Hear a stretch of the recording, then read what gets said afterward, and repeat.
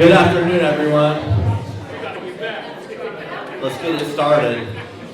My mom was an amazing person, so it's going to take a while. I know that for sure.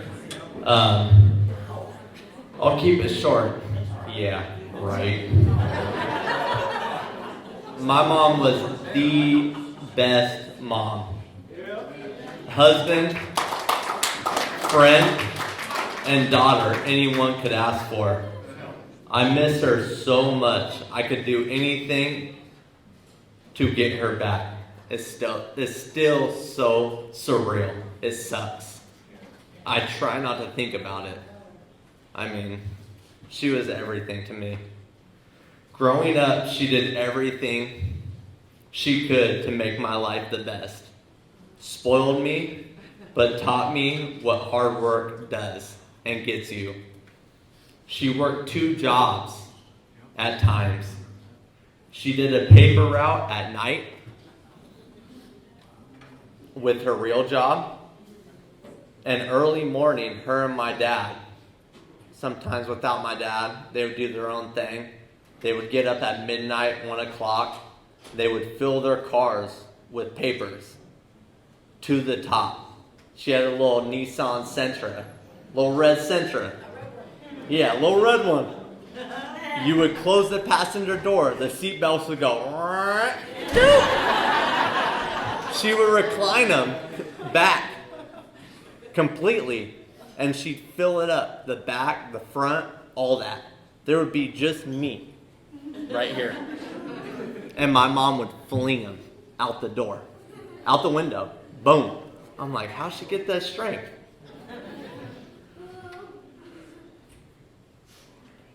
She was the hardest worker I know.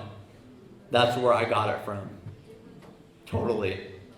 She always tried to keep promoting and moving up to better herself and our family. She took pride in her work and loved her job. She was always on the go, from working in the house, on the yard, doing errands, or seeing people. Like this saying, you got the stickers, if you rest, you rust. She was go, go, go. She would go to parties, visiting people. She would do breakfast with friends, Sheila, from visiting friends from high school to Oregon, to family from San Mateo, to meeting people, from breakfast, from her coworkers.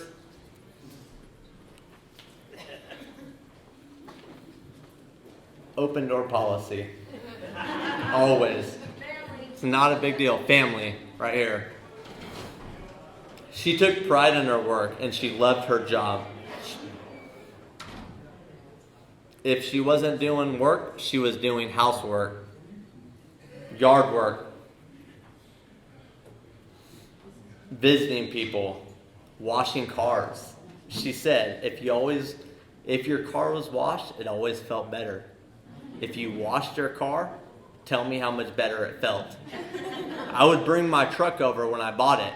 And I was like, hey, can I use your hose? Can I use your water? Blah, blah, blah. I would be washing my car, and she'd be like, hey. She'd come out. I'm like, Mom, no, I'm washing my truck. It's all good. And she'd be like, you're doing it half-ass. I'm like, half-ass? What are you talking about? She's like, you didn't do the rims. The rims? I don't care about the rims. The truck is sparkling. So she'd come in and help. She would do my truck. She's like, all right, you ready? You ready to do my car? I'm like, oh gosh. That's why she came in, to help me with her car. But, like I said, she's just go, go, go. I was a mama's boy. And was super protective of her. When my parents divorced, I didn't like any guys talking to her.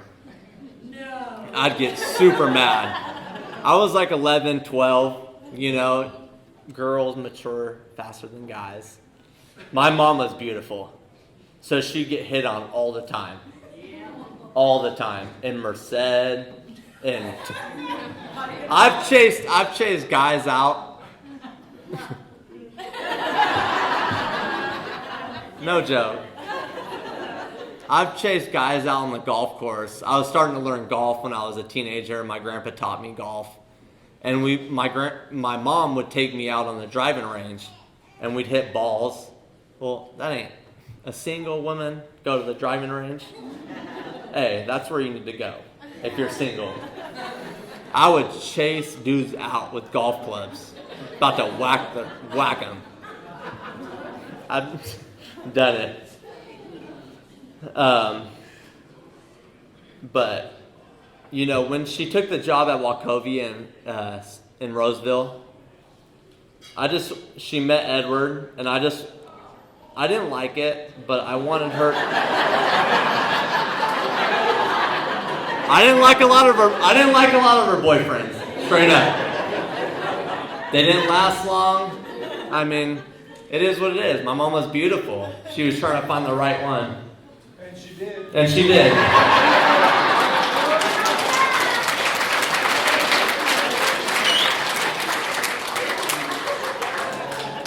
It was the best move she ever made. Edward's been a huge impact on my life,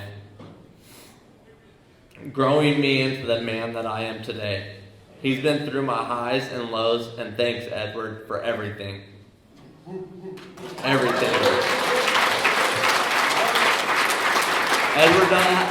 Edward didn't have any children, and he took me in like his son from when I was, I think, 12 when he met her. And just everything. I mean, high school, you know, so I just want to really appreciate that. It was the best move my mom ever made.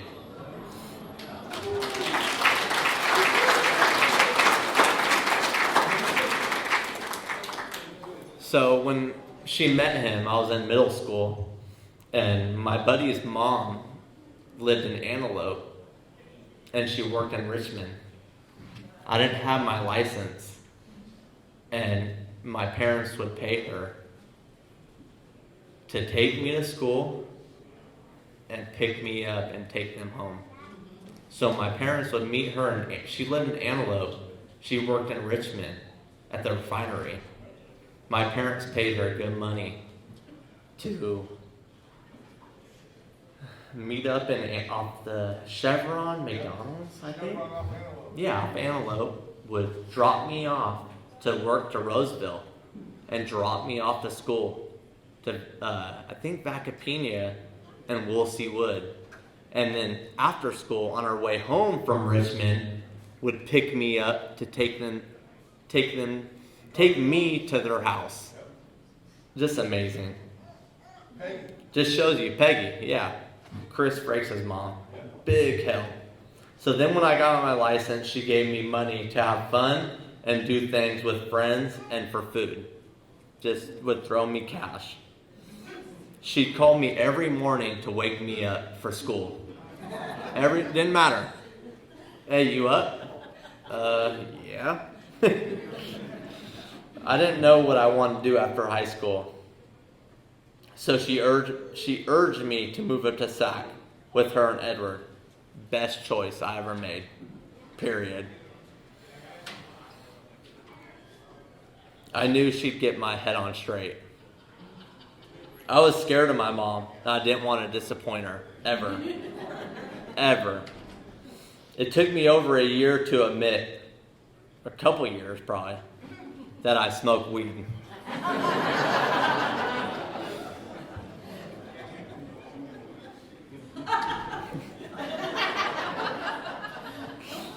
Edward just kept saying, hey dude, you better admit it, you're living with us now. I know. I was so scared of her. So my parents took me to New York for my graduation present. We went over to New York, and she asked me, what do you want? I said, I don't know what I want. I want to go to New York. I've always seen it on TV. She's like, okay. So I didn't go on the senior trip, nothing. So she took me to New York. We went straight into Manhattan. They got a room, I think it was like 3 to 5 days. Times Square, right around the corner from Times Square. I was My mom let me have a couple drinks. I admitted it. It took me across the states to admit I smoked weed. She was so oblivious to drugs. It was unbelievable. My dad taught me street smarts in Vacaville. He kind of let me run to see it, to see drug dealing, gangs, all that stuff. So I knew. I would be in the garage, me and Edward would be chilling, listening to sports radio. He was smoking cigarettes when he smoked, cigarettes at the time. I'd be smoking weed. We'd be talking sports radio for hours. My mom would come out, she'd be like, what are you guys doing? We're talking. You know what I mean? And I'd be... We'd be in the garage hours, smoking, talking sports, my eyes bloodshot. She'd come out and I'd be taking a hit, and she'd be coming out and I'd be blowing it out. I'm like, oh, I'm caught, red-handed. I'd go in, she had no idea. She was such a good girl. We spent a lot of time together, which I'm so glad we did. From younger, a little kid, I remember being in a stroller, going to grocery shops, putting me in. I just loved it because she had blankets on me. We'd be going everywhere. From getting older, we'd go visit Billy, different places, go see John in the Bay Area, go to San Mateo, see my Nana and my Popo, their spot on the water, Easter egg hunts, holidays, all that. It was just, we spent so much time together, even, all that. We went to Merced when they moved up. They got a pretty big house with a pool. We went up to Merced several times for Easter, just holiday events. They had a pool, going to the races. My grandpa loved racing, so we went to the races a lot to see him race at, Merced and different places, that he raced. She took me to New York, obviously, I told you that. Mexico, we went to Mexico. They got a timeshare from Edward's buddies. We went to the state fair a lot, Tahoe. Me and my mom did a lot of things. And a lot of people are like, you do a lot with your mom. You don't have a girlfriend? You don't have no one? I'm like, yeah. And I was like, we're like best friends. Seriously. We got along so together. We had a blast. Now I so appreciate those memories. I'm telling you guys. We talked about almost everything. I love telling her stories about things or my life or things I did, Raider games, traveling, different things I did with my buddies, camping, friends I made in Sacramento, friends that... I can't even tell you, Vacaville, my buddies, we moved in with my buddy Joey and his parents, when my parents were going through a divorce. Just great times. I just can't even tell you. I love telling her about my job, about me just getting better. She got me there. Her and Edward, got me there. We get into a little argument. I've never had this with anyone. We get into a little argument and it'd be over in 5 minutes. We get into it and we'd move on. Other people are like, oh shit, we gotta talk it out. You know what I mean? We gotta bring them in. Someone's gotta become somebody and talk it out. My mom, it was like, we got into it and it was like, over. Edward's like, how do you do that with your mom? You just get over it. You know what I mean? It was like, okay. We just did it. When I moved out, I was 23, 24 from their place in South Natomas. I wanted to get my own spot. She bought me everything. We found places to get couches, this and that. She took me to IKEA, got me all the things to start a place. She got me into my place, got me a lot of, things, and then I ended up renting a room from Anna. She's here. She actually accepted her home to me. 3 girls with a dude. I was moving out, of my place. It was getting a little rough in the end. And my mom, when I worked, she stayed in my place, my apartment, and cleaned it out. Clayton, one of my good buddies I met out here, came over when I was still working, and he was like, dude, your mom is just insane. Just deep cleaning everything. She wanted to make sure I got my deposit back, for sure. Just unbelievable. She just, we moved into, she deep cleaned my place. She made sure I was good. I was still working. She took the day off. She didn't even care. Clayton was like, dude, me and your mom were getting in arguments. Clayton was like, dude, just leave that. Mom was like, no, I'm not doing that. She deep cleaned everything. Made sure everything was perfect. So, when I met Marina, it's another little story. I'm sorry, I could go on and on, but I'm going to cut it short. When I met Marina, Marina was staying over. I just told this story last night. It's funny. A couple weeks, she was staying over at my house and stuff. And my mom texted me on like a Saturday morning. And she's like, hey, can we borrow your truck? And I'm like, yeah, sure. Can you be over in like an hour or 2? I get a message. She's like, we'll be over in 15 minutes. And I'm like, oh shit, I got this girl over. Like, what? No. It's not. I was like, okay. I never wanted to disappoint my mom. I was like, okay, sure. I was all, Marina, you got to get going. You got to get going. So Marina got her, all her stuff together. She freaking goes to leave, this and that. My mom comes over. I get in the car. My mom's like, hey, we seen Marina leave.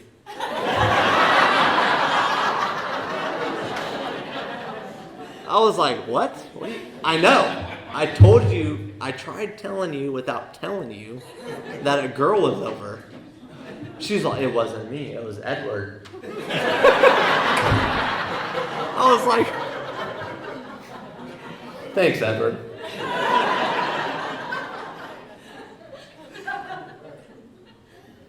So when my mom got diagnosed with cancer, I was distraught. The world came crashing down. The worst thing that possibly could happen, literally. I needed help so much. I thought it was the worst thing possible. Seriously. My Nana, my dad was a huge help, calling me every day. He knew something was wrong. I mean, my mom meant everything to me. We were like best friends. We could talk about everything. Everything. We'd go to Merced and just talk about jobs. She would talk about her job. It was just miserable. So I just, really thank the people, that helped out. It was the worst feeling in the world. The world. Stage 4 colon cancer. I didn't know. I was just like, oh, she's going to beat it. She's going to beat it. That's how you got to feel when someone gets like that. You know what I mean? You got to stay positive. So, my boss, Frank and Janine, they just left a little bit ago. Her dad just passed away 2 days ago. So they came in to support me. I really didn't think they were going to come. But they came in and supported me. So I really appreciate that. They were a huge help. They opened their home to me when, I needed Christ and Jesus. Saved me. Their father-in-law that just passed 2 days ago saved me and Marina to get back into the Lord and Jesus. We started going to Bible study every week during my mom's chemo. It was a big help.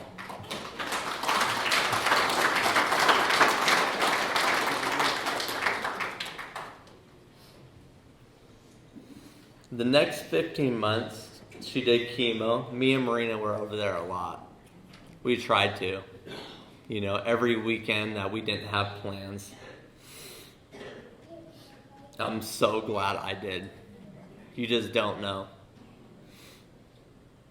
My mom fought and fought and fought. She was the toughest person, I swear, that I know.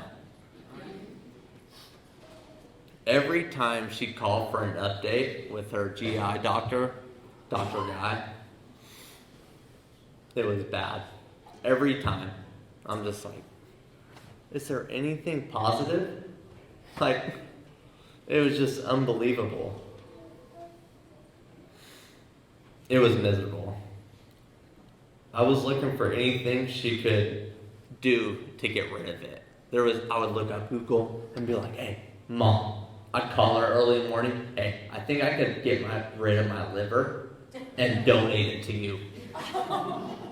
And she's like, Eddie, a lot of people already tried that. They already thought of that. I'm like, I'm looking for anything. I don't really care. My dad did a lot of research. I really appreciate that. He looked up Shiaga mushroom oil. He got on this oil. My mom started trying. I don't know if she take it shots, Edward? Shots. She tried it every day. Anything we could try. I didn't really care. I did not care. Anything to help my mom. She did 17 rounds of liquid chemo and 3 rounds of pill form. Just shows you right there. Chemo's no joke. 17 rounds of liquid chemo.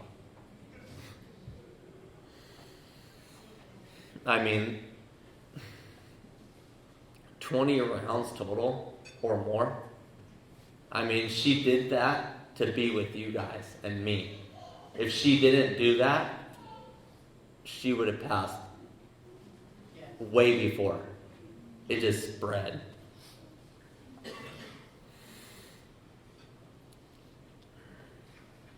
When she knew her body was breaking down, she wanted to do family pictures. She knew I was proposing to Marina. I had this plan. And when it came up, she knew it was time. It was a little further than what we expected, but that's fine. We took family pictures, and I proposed to Marina. That completed her. Jen and Paul, that's who did the video. They did our pictures on Hawks Hill in San Francisco. The next weekend, my mom was bedridden. It completed her.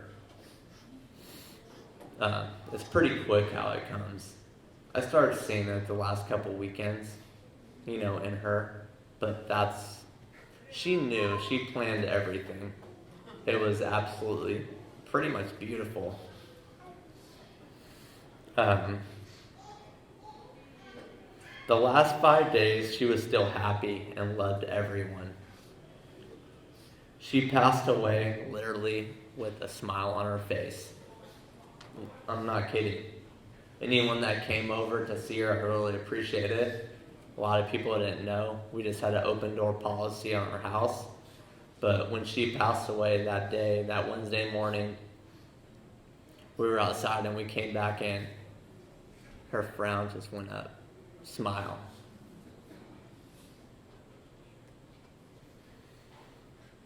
She had everything planned out, and she made sure what we knew, what to expect. She took Edward grocery shopping. She did all this she knew. Like, I had my, proposal months on the way ahead, but she knew it was coming. She wasn't scared to death, which is crazy. Because at the time, I'm like, I'm scared to death. But, when you start getting religious, you start believing, all that. I love my mom so much, and I hope you guys enjoy your loved ones because you never know what can happen. I never thought everything, my best friend, my mentor, everything that this would happen to. My mom wanted to do more things, but cancer got to her. The next 6 months, she wanted to go to Texas and see her old boss, Randall. Yeah. She wanted to go to Nashville and see the whole country scene. She wanted to go to Florida to see one of her clients, but things got to her. My mom loved country, if you guys know that. Luke Bryant, Garth Brooks, Tim McGraw. We went to a lot of concerts together.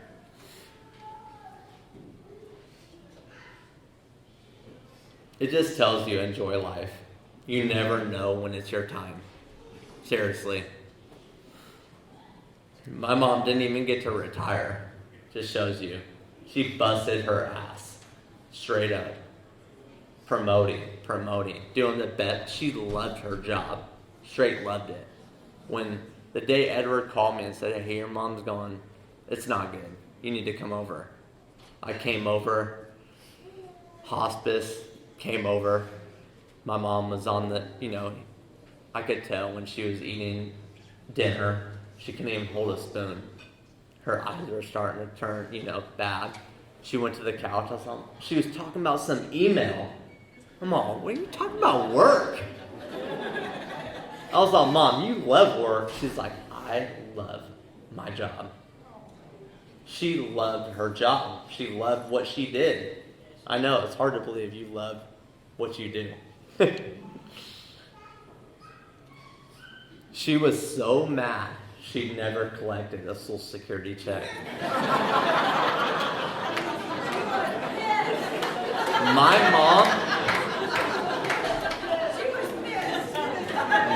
mom never went on unemployment. Ever. Since she was 18, 16, I don't even know when she started working. Back then, at the yogurt shop. She never, ever stopped working. She graduated with a bachelor's degree from University of Phoenix. My mom was an amazing angel. Thank you all for all that loved her so much. And you guys know you could see me and her. Thank you, everyone. Thank you so much for supporting her during the chemo and the cancer. I can't even thank you enough. I don't even want to name names. You guys know who you are. From making dinners, from coming over, calling her, calling me. I mean, it was bad times. My Nana, from Sherry and Rick would make dinners for my parents, for the weekends. My friends from out here. Just unbelievable. I really appreciate you all. I will always live my mom's legacy and continue to make my mom proud. And I love you, Mom.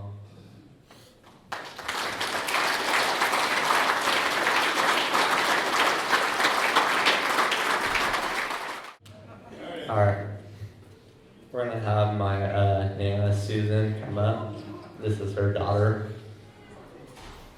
Next, and pretty much his family. Right, baby? Yep.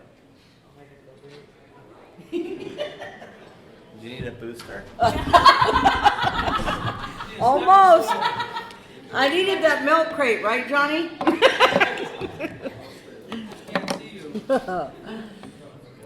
Okay, I met Sherry through work. Her and we worked together. And she was about 18 or so. And long story short, her and my girlfriend at the time that I grew up with since grammar school or kindergarten on up, they wanted me to meet this race car driver. Okay, so I went over and met Sherry's dad, which was Okiel. And Okiel and I became a boyfriend and girlfriend, and then we ended up getting married. And I always think of Jesus at the time that because I was not able to have children. Oh, but Al had 6. Yeah, so I had 6 stepchildren. So I was lucky at that point, but one of them was Sherry. Sherry and I, at first, Sherry was like her father. It was hard. It was hard. But Sherry and I got to know each other so well, we became best friends. And we considered each other like best friends more than daughter and stepmother or whatever. But I did become her stepmom. And I guided her through her younger years. And she guided me through my older years. Yeah, older now. But I also got to meet the rest of her, Al's children. John, the oldest. Billy, the youngest. And then his 3 daughters that I didn't know very well. But there were 6 of them. Sherry and I got along so well, and she was the apple of her father's eye, hands down. Sherry also was a race car driver. Yes, she had her own car. They raced at Baylands with her brothers, and they had a blast. Although her brothers tried to take her out. But she took care of them later, I guarantee you. And then the blessing of our life, besides Jolie, Eddie came along. Eddie was the apple of my eye, like Sherry was the apple of her dad's eye. And Eddie is absolutely correct. No man, after Sherry and Ed got divorced, that no man was going to get his mother. And every time Sherry would come to Merced, there would be guys from the racetrack or whatever, and Eddie, and even when Sherry would have a beer, she would say, "No, Mom, you can't have that beer." No, Eddie was on it, okay? But anytime a guy came up, Eddie would go and literally sit on her lap. You ain't doing that, okay? That's my mom. And Eddie's not lying. They were inseparable. Inseparable. I have so many memories, but you know what? The strongest memory that I will always keep in my heart is she really was my daughter. And I'm never going to forget that, and I will love her forever. So, one day, Sherry calls me. And she says, she calls me Nana too. She says, "Nana," she goes, "Guess what?" I go, "What?" She goes, "I met a guy." I go, "You did?" She goes, "Yeah, he works with me." I go, "Really?" I go, "Okay." She says, "Okay, Nana, his name is Edward." I'm like, "Sherry, you had an Ed, you have an Edward, and you have an Eddie." Boy, did I screw that up so many times. But you know what? I said, "Thanks, Sherry. Thanks a lot." But as most of you know, Sherry's father passed away. It'll be 4 years next month. Sherry had a very hard time with that, but Sherry helped me with that a lot. Her mom, Pat, beautiful lady. She was a good friend of mine as well. And she is gone now too, before Al. It's just amazing how quick things happen. The one that is left in our family is her Aunt Marcia. Marcy. We call her Marcia. Her name is actually Aunt Marcy. And stand up, Marcia. Stand up. She is one amazing lady. Yay. This is the one we have. We all love her dearly. And Sherry loved her like a mom even. Seriously. She loved that whole family. And Ron was like a brother to her. And she always told me, you got to come down because they always have things going on with family. But I was never able to make it because Al was sick. But we're going to make it, Marcia. We're going to make it.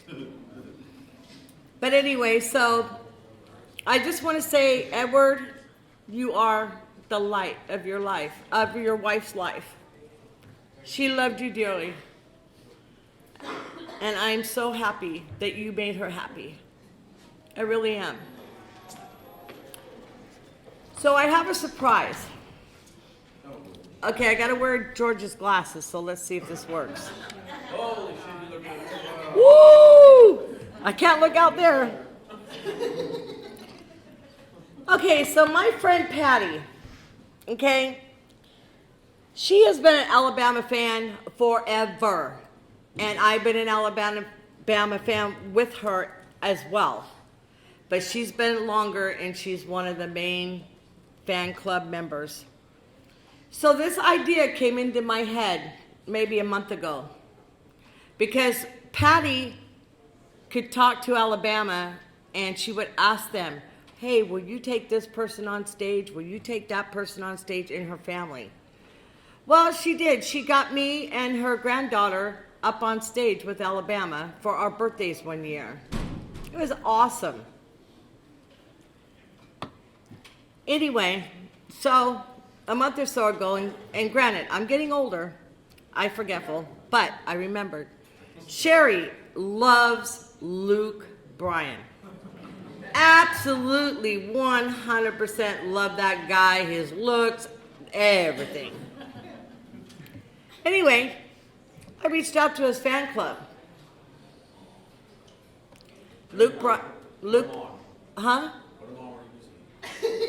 What'd you say?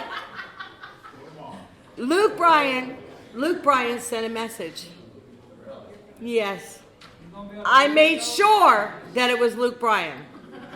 Because I really tested him out. Okay? Yes. This is your surprise, Eddie.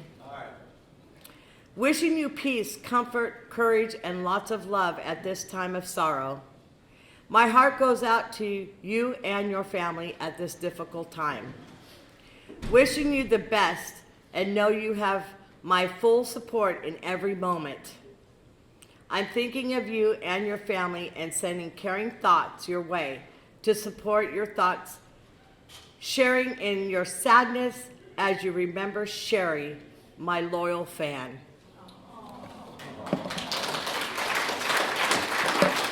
Hey, that impressed me a lot. And then later on, he sent me a message and he says, would you like backstage passes? That's not what I wanted. I just wanted this for Sherry, you know? So, anyway, I'm going to miss Sherry 100%. She's the only girl I ever knew that was my daughter. I will miss her.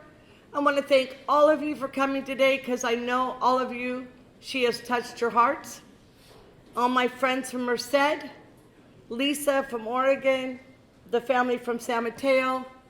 I love you all. Thank you.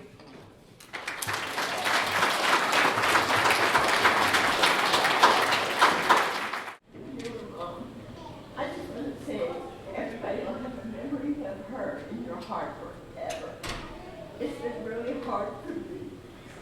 Look, it's like losing a daughter. But we all need to stay together as a family. I know everybody lives separate places. Sherry wanted things to be together. Her brothers, her dad, and thank God for Edward. He was a blessing to her. He showed her what life was really about. She traveled, she did things with him. I couldn't ask for another, I want to say son-in-law, but he's not. Well, you can.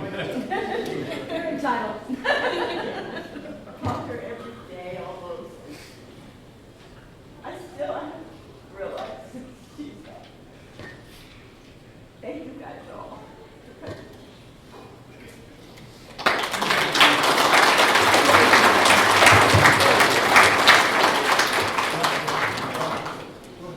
Diana. Here comes the oldest brother. Hi, John. Well, I guess everybody knows who I am now. Well, I'm not going to be long because I can't hold up. Well, we'll go back when we were kids. She used to be a mom. Well, I had my mom, but she'd pass out drinking, but she'd have to babysit us or tell mom and dad the next day, my stepdad, what we did. Well, we used to live next to my Uncle Vern and Aunt Linda. We had a swimming pool. We'd jump off the shed into the pool. We'd ride our bicycles off our roof into the pool. But every day the parents found out. Don't ask me how we found out. It was Sherry. Sherry, we couldn't hide nothing from Sherry. I don't know if Billy remembers. Billy was little. But we got into a lot of trouble, but it was good trouble. But parents always found out it was Sherry. Yeah. Couldn't hide nothing from her. I don't know how she found out. And then we used to ride on these bike trails, and she wanted to go. Well, they bought her a new bicycle. I told her I'll put it together. No problem. We put it together. I told her you're going to go down the hill, and as soon as you get down to the puddle there, you're going to have to lift up. Get the front wheel off to pass the water. And she goes, okay, I will. I'll follow you guys. Well, I forgot to tighten the front wheels. Well, she lifts up. There goes the front wheel past to me. I look back. Forks, flip. Oh, yeah. She never trusted me to touch her car, bicycle, nothing. Well, when we started, well, she moved out, I think, when she was 12 or 13. Moved with my dad. I didn't know why, but down the story. I moved out when I was in high school. After I graduated, we moved down there. We started doing cars and stuff, and she had this little pen on her. No. And my dad had the shop at the time, and she says, I need a tune-up. I said, all right, go to O'Reilly's, go get the tune-up, I'll tune it up. Well, I told her it's a V8. Go tell people it's a V8. Well, she's in there arguing with these people. It wasn't a V8. It was a little four-cylinder. She came to the shop screaming at us and all this. And I told her, no, you go back and you need 4 more spark plugs, not just 4, you need 8. Dumb enough, she went and tried it again. From then on, she never trusted me. Never trusted us. And then got married and got everything, and then my first accident, she was there to the hospital. Went through all the surgeries. The last surgery, the big one, she came.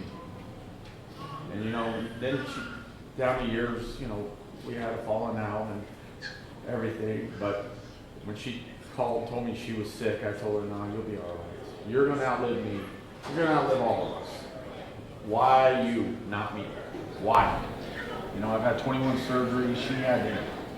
And then look what happened to her, And I told her no, and then she told me she was going to UC Davis. And I said, there's your trick. They're going to take care of it. She did. And it just kept on. And I'll tell you, it sucks.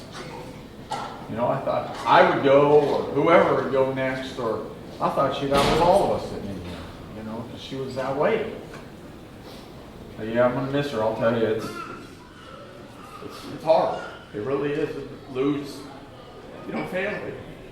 We don't have a lot of it left. But, parents, in-laws, grandmas, all that. And then your own sister next. Everybody asks, how do you do it? How do you do it? Just day by day, And I'll tell you, I didn't come around for the longest time. I just thank God for Edward doing what he did to help her and little Eddie and all that. But I'll tell you, it's hitting me hard still. And seeing cousins I haven't seen in 31 years, and some other cousins I haven't seen in 20-something years. I don't like to get like this on families and, to meet up, but someday hopefully we'll get it as a family. And I'm going to miss her, I am, because she was a good sister and a mom.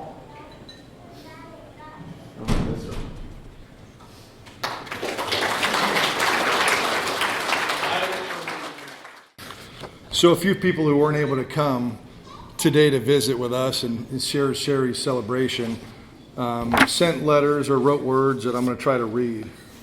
If not, I might need Jennifer if you're around. I'm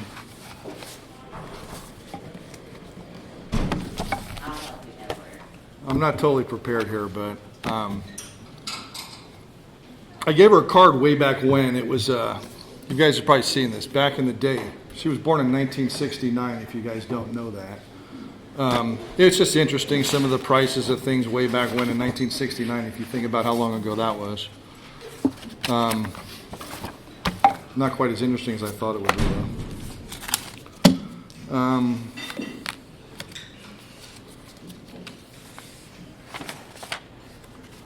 So there's a lady named Heidi Robertson who worked with us at Wachovia, Wells Fargo for a number of years, and her and Sherry became really good friends.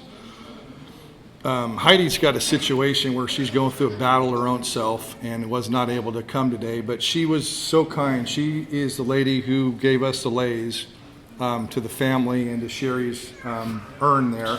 It's a Hawaiian tradition apparently, so we were very gracious that she was willing to do that for all of us, and we're all wearing them proudly today. Paul, Jennifer, me, and Eddie.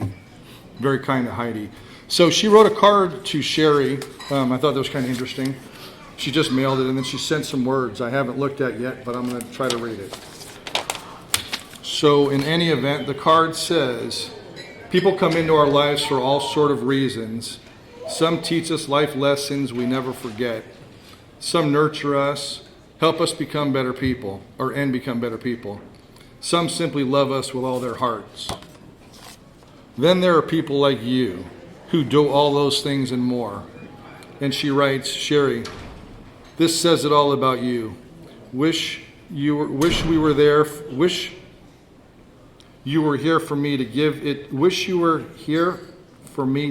to you in person. Thanks for all the wonderful cards and inspiration you've provided me over the years. Love, Heidi. And her words. It starts, Hi, Sherry. First, I am so sorry not to be able to celebrate your life today with everyone. I know, though, that you would understand why, and that's why I'm here in spirit.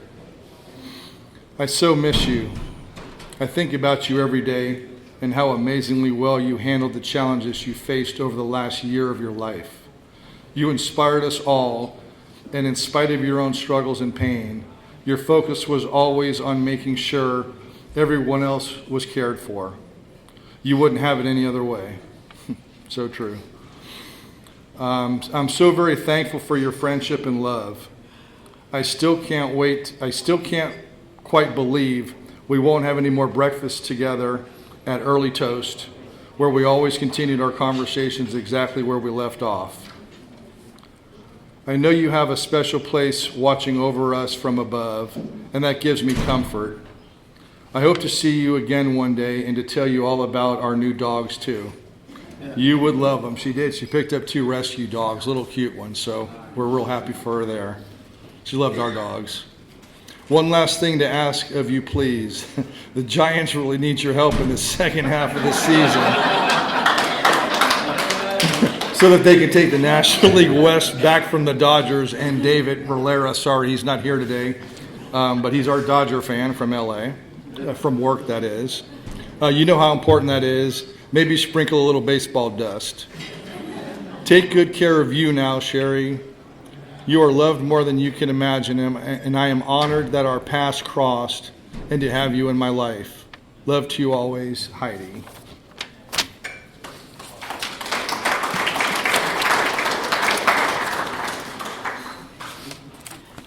One really cool thing, we had a life insurance policy through MetLife, and they sent a letter to me. Dear Edward Bach, please accept our sincere condolences on your loss. To honor Sherry Bach's memory, MetLife will be planting a tree in the Ecofina watershed in Florida to provide renewed protection and habitat for local species that have experienced devastation by Hurricane Michael in 2018. So that's really cool. Kind of out of the blue, but very kind of them to do that. A good friend of ours, Matt, from work, he retired recently. We're so pleased that he was able to retire. He went to Ireland with his family after retiring for a month and came back with COVID, so he's not able to attend today. So he was kind enough to write a letter to Sherry, so here we go. Dear Edward, I hope today is helpful for you as part of your grieving process. Stay strong and we will talk soon. I am so sad that I cannot attend. However, I'd be able to attend today. I would have made some comments. However, if I had been able to attend today, I would have made some comments about Sherry, and you can read them to the group at your discretion as follows.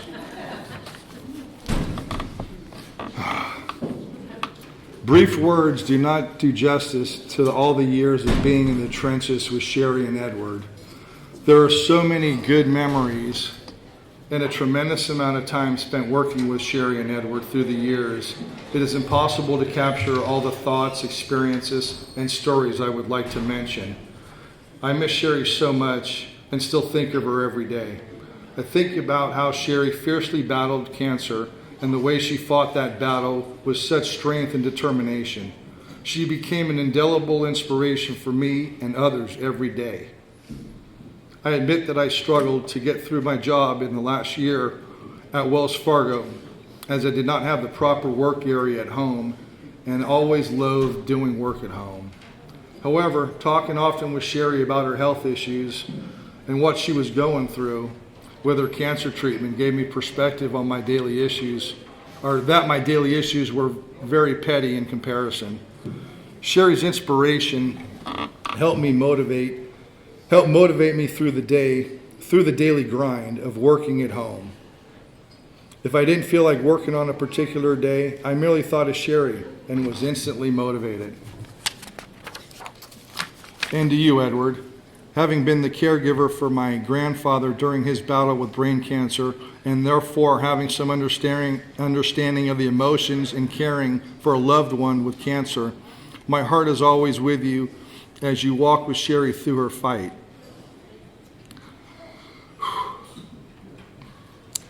Thank you for all you did to care for everyone's beloved Sherry.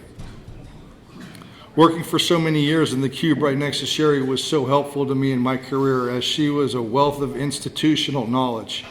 I admired and tried to learn from Sherry as to how to communicate, care for customers and other employees.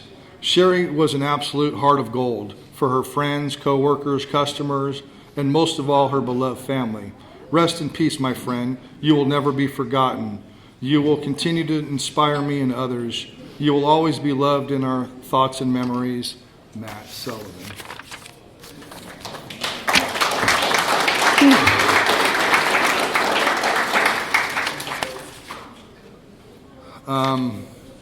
An old friend from work named Marshall Meager.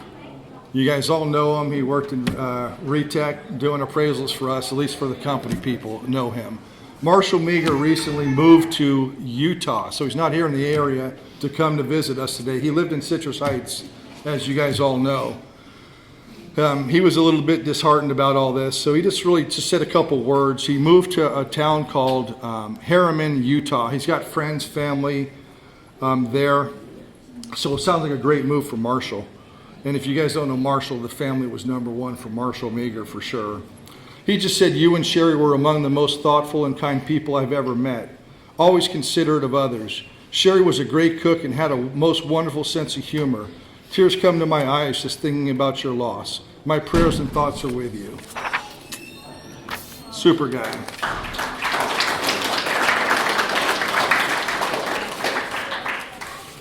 So this letter is from a guy named Rob Conrad. You'll see him from the brochure. Rob Conrad donated the flowers and the desserts. There's cupcakes over there that you guys all have to take. And you have to take multiple ones because that's what we got to do. We got to get rid of them. So at some point, please get over there and take those. But Rob Conrad was kind enough to donate the flowers and the cupcakes to the event. He's a customer of ours from Florida who Sherry befriended.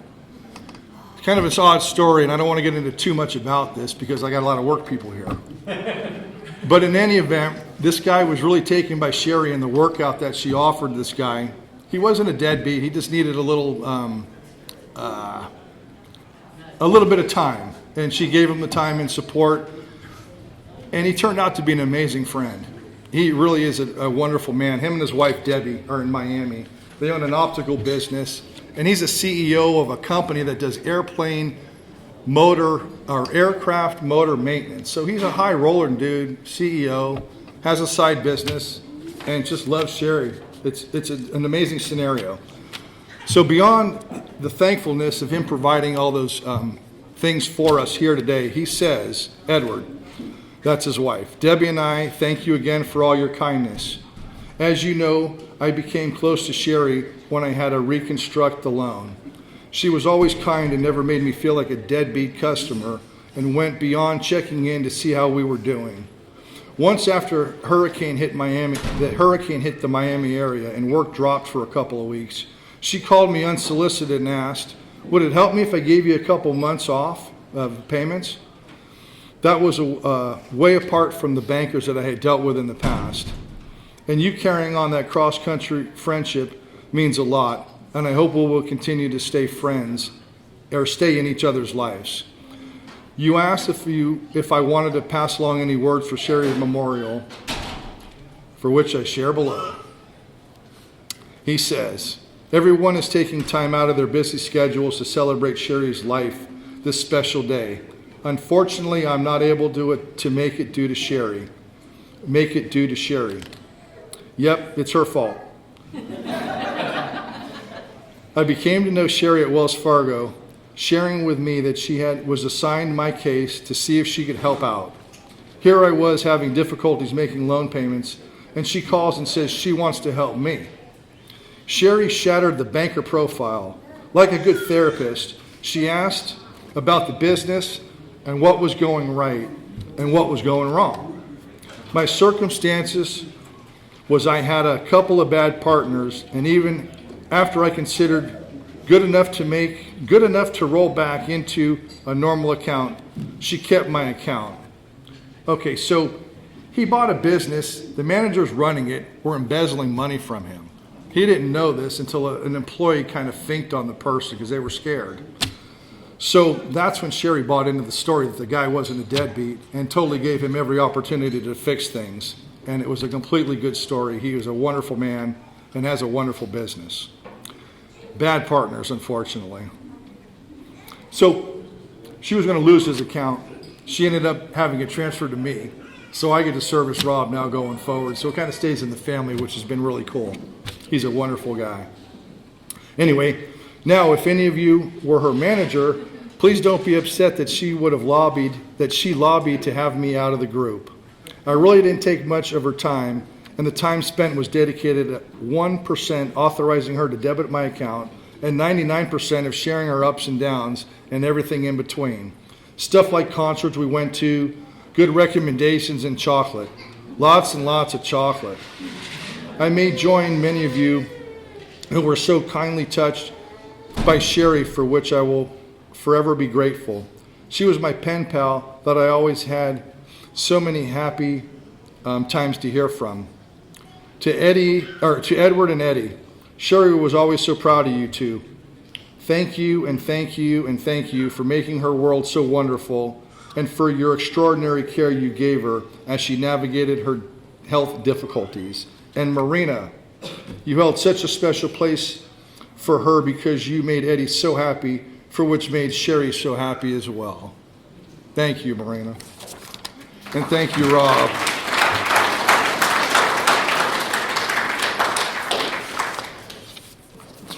So that's it from the external folks. I have one little thing left that I'm going to share with you now, and we'll move on to the rest of the people. But Sherry, her end came sort of quick. Dealing with the meds or trying to deal with the pain that she was experiencing became overwhelming, so the meds were increased. As the meds increased, it slowed her down. They don't tell you that they're slowly taking her to the other side. They just let you know that she's going to be out of pain, which is a blessing. Hard to understand, but she didn't have the time to write down or share a whole lot of thoughts. We had a year to wind down together our emotions, so we got a lot of things out there and dealt with, and Eddie knows everything from A to Z of our life. But the few things I found was a sheet of paper. I don't know if you guys can see this. There's about 5 or 6 lines here. So this was face down in her little craft room.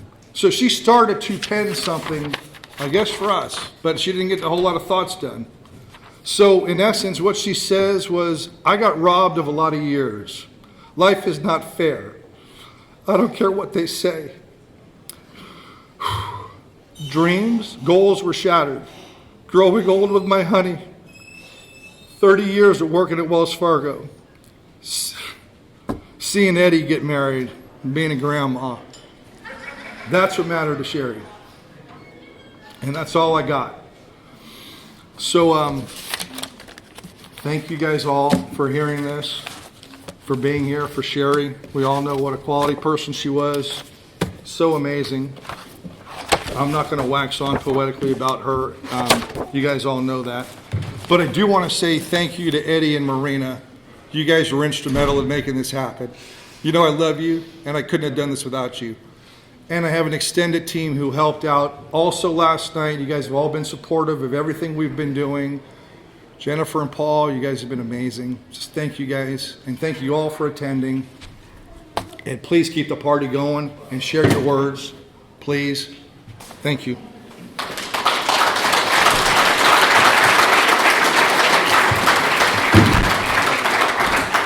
Oh, yeah, I'm sorry. We got a video we're going to put on now, Paul, if you don't mind. This was taken by Cynthia, I believe, our good girl there, next to my sister Marla. This was her 50th birthday party. We pulled off a surprise, amazingly enough, and this is the video of it. I have to apologize. She yells at me on this, so I'm real sorry. There's full of people here for you.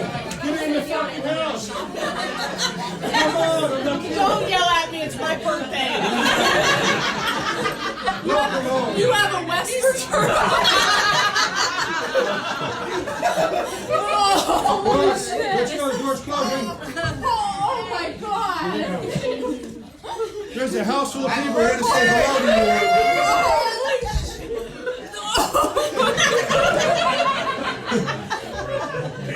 Look around. Oh, I couldn't even believe it. Oh, how embarrassing. Maureen, I'm gonna kill you.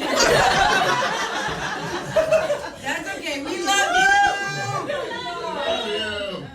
It's a good thing I cleaned my house. Your house is always. Well, you know, we've been a mess in hell.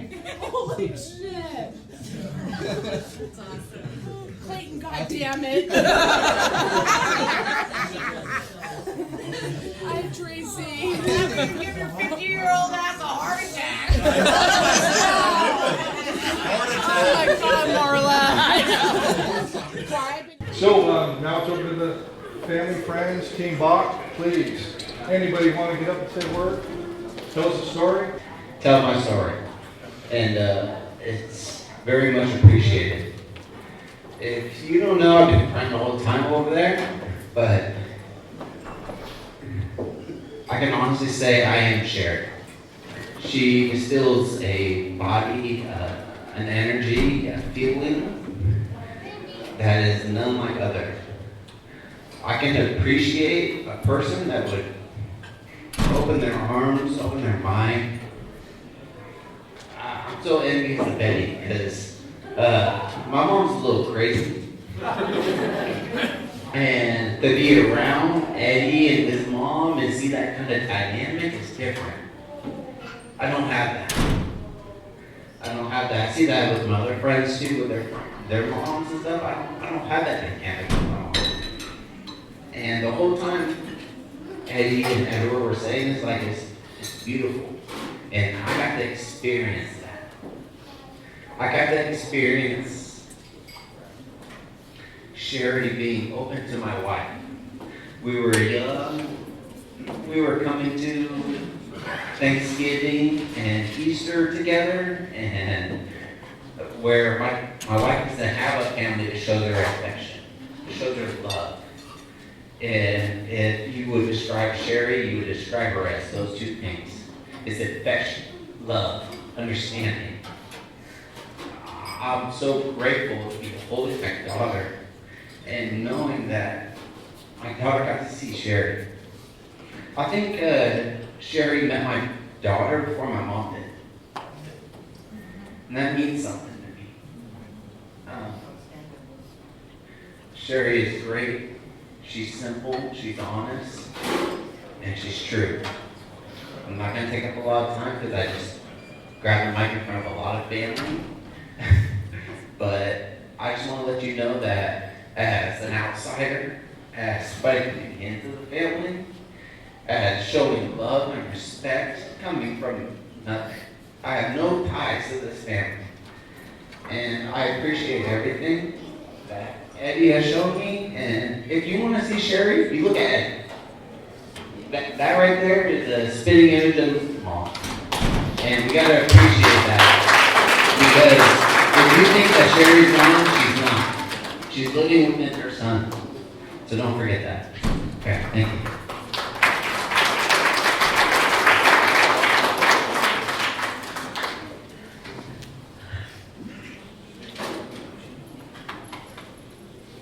Hi everyone.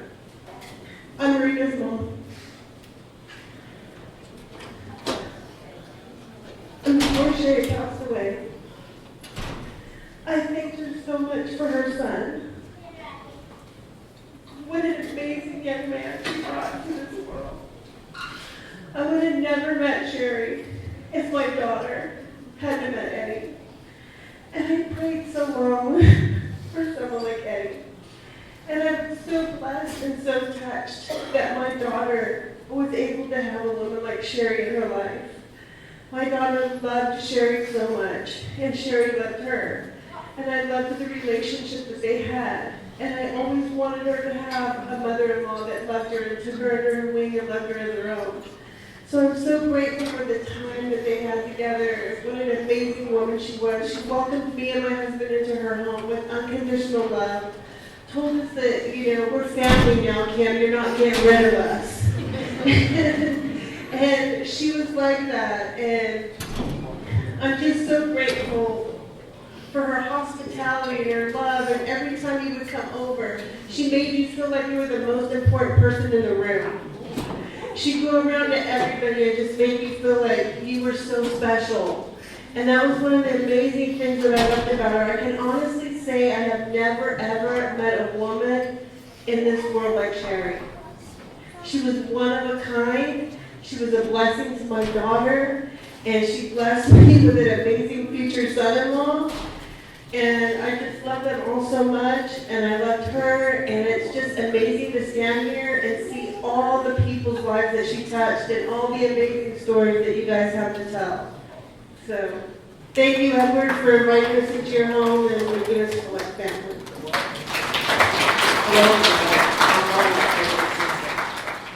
So I have some really fun stories. I was talking to Kim a little earlier, and just what she told you about Sherry being the mother-in-law. Well, I told Marina that, and because I was so close to Sherry, Sherry and I were like sisters, that I would be there for her as a mother, because I have no children, and Marina is like a daughter to me. And I love both of you so very, very much. And I will always be there for you. I would also like to share that Sherry and I spoke every single week. And if we didn't speak, there was something wrong. And it was always cute when I would call the house, I'd hear Edward in the background. Your sister's on the phone. But we had that kind of relationship. When she got sick, my job was to be her cheerleader. I was not going to cry on the phone. I cried when I got off the phone. But I gotta tell you, I have never met anyone with the spirit that she had. She was so inspirational. And I learned a lot from her. For everything that she had to endure, the way she dealt with this was unbelievable. I have never met anyone like that ever. And she was just so positive, and she really made you feel like she actually was taking care of you. And on Sunday, March 6th, I was talking to my brother, and he said, Marla, you guys gotta come over sooner than later. So myself, my husband, Cynthia, and my neighbor, Alex, we're all family, we all traveled together, and we were all very close to Sherry. So we went the next day, and I have to tell you, for those of you who did not get to see how Sherry was behaving, I was shocked. And people were crying, she was not. She was yelling into the kitchen, would you get the box of Kleenex out here? There's a lot of people crying. Okay. And people were calling on the phone because they couldn't come visit and say goodbye. She was talking to these people and making them feel better. I mean, we witnessed this, and there were chairs on one side and chairs on the other side. People were coming in who had not seen her maybe the whole time from COVID, I don't know. But she was taking care of everyone, and I don't know how, but she did it. But she had such a great mind, and she just knew what was happening to her. There was no joking. It was reality, and you just had to be there with her when she talked to you the way that she did. And I will never, ever forget her. Now, I would also like to tell a very cute story. I hope my brother doesn't get it bad. Okay, that's my job. So they were dating, and he told me he wanted to propose to her. But they couldn't find a ring. And so I said, well, what kind of ring are you looking for? I mean, how could you not find what you want? Did you have a jeweler, somebody to make it? So he's telling me about this ring. They want a white gold band, kind of wide. All of a sudden, I remembered our father gave our mother an extra ring because he didn't want her wearing the diamonds in the business while they were working there, because we had a restaurant and they were in the business. So my mother gave me the ring after he passed away, and I wore it a few little times. And then when Edward told me this story, I said, Edward, I know giving somebody a ring is very personal. Some people do not want somebody else's jewelry. They don't want hand-me-downs. So we arranged, I got together with them, and I showed it to Edward and Sherry, and I asked them, this is what I have. I think this is what you want. And apparently, it was. So Edward, they took it so graciously, and Edward had diamond put in it, and I knew he upgraded it as well. But it meant, what it meant to me is, like I say, a lot of people don't want hand-me-downs. Sherry had the kindest heart and embraced it and told me that what it meant to her was there was family connection, family bond. And so I am so grateful, and she was so excited because it's what they wanted. And it was a beautiful, beautiful ring. So her spirit for me, like everyone has already repeated, I cannot believe she's gone. I can't accept it at this time. It's really, really difficult. Because when somebody's younger, she was younger than myself, it's hard to believe it. But I gotta tell you, she did something so special for my brother. She took all the stuff she had inside and she just brought it to him, and I saw the change in my brother. I love my brother, but she was the best thing that ever came into his life. So I am so grateful for that. Very much. And I really am happy to see so many people here today. She sure as heck would have been very happy. So thank you very much, and what can I say? I miss you, Sherry. I love you.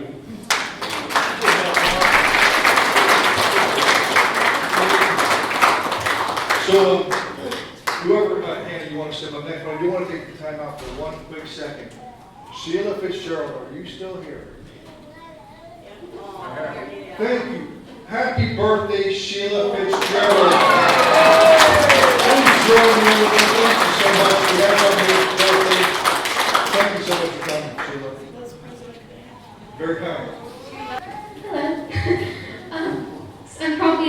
bit of an unfamiliar face here, but I'm one of the Oregonians that Sherry talked about so much. But I have known her for 18 years now. And she was really important to me. And my mom. And she wants to get here, but she's too shy, so she won't come up here. But she has so much to say. And she was a really special person.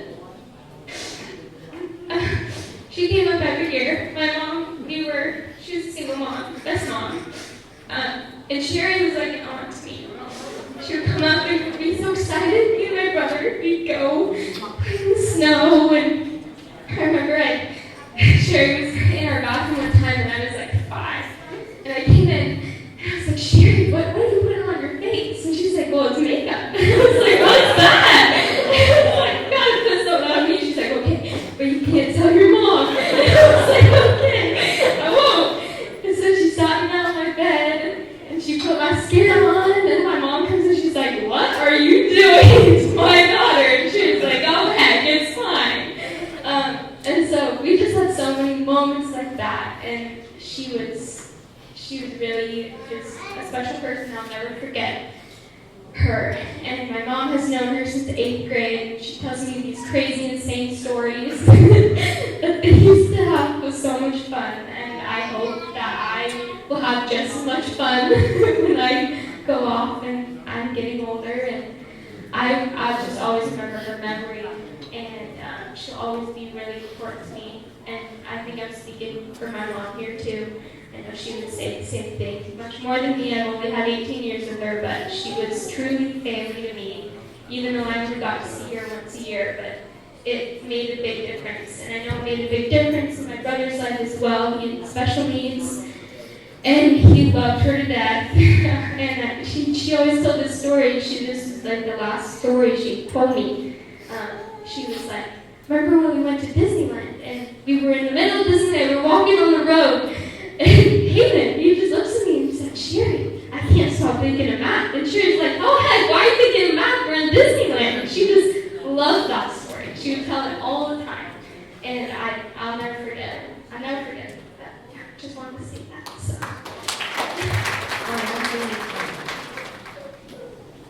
I worked with Sherry. She was a wonderful coworker. She was a great friend. This is a poem for Sherry.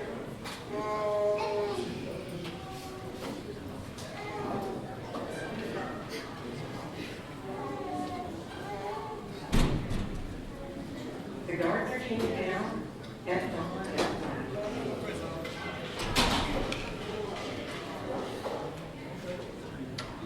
As the crest of the day was calm, he saw her light come through the clouds.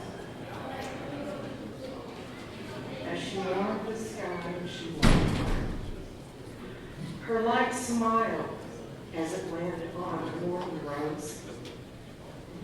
As she took the shape of a butterfly and landed on her toes. Her wings, they shone in brilliance of purple and pink. The gift of light came with her as she sat on the rose by the river's bank.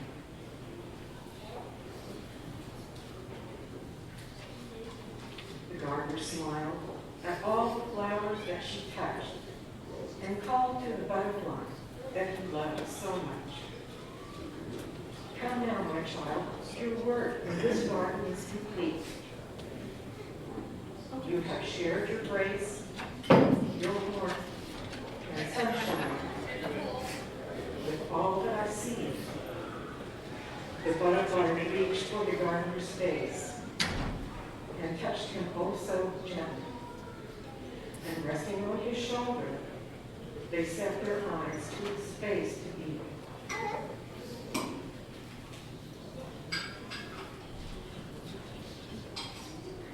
The gardener watched over our butterfly and remembered the roses that she loved so much. We hold on to the lingering light that she left for us and feel the warmth that she shared by her touch. Sherry, fly far, fly high, or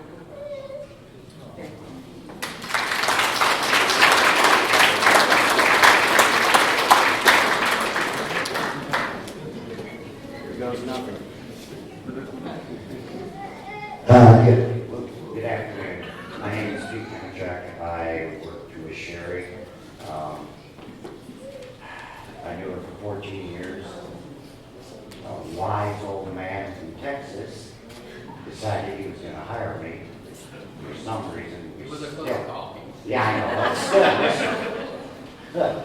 But in his infinite wisdom, he decided to make Sherry my mentor and teach me the ropes. So Sherry and I became friends. Over the years, we became good friends. Then we became family. And what Sherry did with all of us at work is she created family. She was our rock. She was everything to us. She became very, very close to me. Over the last 6 years, I don't even think we called each other by our names. It was always, hey brother, hey sister, what are you doing? Every Friday at work, we would share the Safeway circuit, see what the $5 special where we play my rock and roll music and then we put in her country music because, of course, I did not want to monopolize Friday afternoons. Then COVID hit. And we still talk every day. 4:45 every day. Right, Edward? Absolutely. Every day we'd have our call, our 30-minute, 45-minute call. She got diagnosed. We talked about how she was feeling, her treatment. You know, she'd share all that with me. Then we tried to turn it to something fun, something that would make us laugh. And she'd go, hey brother, what are you doing tonight? I'm just freezing for chicks at Walmart. So, I miss her every day. I thank her every day. And I try to communicate with her every day. And she was very, very special to me. Just like Edward, Marina, Eddie, you're my family. I love you all. And to my sister, till we meet again, I love you.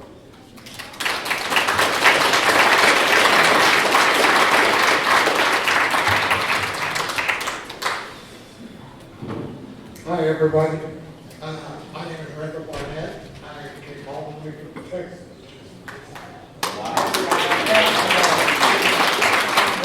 I met Sherry Bach back in 2004. I was, well, they say I was the boss. I'm not sure which one was the boss, which one was the but I tell you, I love Sherry.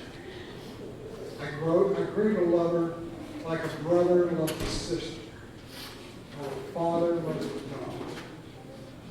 I was so, she taught me so much over the 15 years we were together. And I'll be honest with you, I could sit up here all day and talk about Sherry and tell you all of the great attributes she had. I want to stop right now. I do want to single out Edward Bach and Eddie Morrison. Mariana, you took care of my girl so well. I appreciate it so much. Like I said, I love you. She was supposed to come to Texas the week that she passed. She was going to be in Texas. I was going to show her. She was going to stay at my house. I was going to show her around. And she called and said she wasn't going to be able to make it. I was back down. I was literally in tears because I wanted to see her so badly. But the one thing that happened it was so odd. My wife also has cancer right now that she's battling. She's doing well. She's doing really well. And I think we're going to overcome this. But I still remember the day Sherry passed away. The very day. We got a card in the mail, and Sherry said, Jackie, you got this. You can do this. You are better than this. And my God, I never cried so hard in my life. Because Edward called me that morning and told me what had happened. Now, I swear I can tell you, I could sit up here all day and talk about Sherry. I mean, I could talk till midnight. I'm only gonna kind of tell you one thing that I admired so much about Sherry. I'm gonna kind of use a baseball metaphor to relate it. When I played baseball, I always had one guy on the team that when it came to go out into the field, they ran full blast out to their position. And then they would run straight in after the inning was over, get in the dugout. They would run out everything. They would give everything they had. And that's Sherry. Sherry is the type of person, using another baseball metaphor, that would slide into home plate head first, have cuts and bruises all over her face. And if the umpire said safe, she would jump in the air and say, yeah! And if she was out, she'd say, I'll get you the next time. Like I said, I love Sherry. And like I said, we could talk all day about her. But I think all of you tonight in this room today can kind of sympathize with what I'm talking about. And thank you for coming in. Thank you.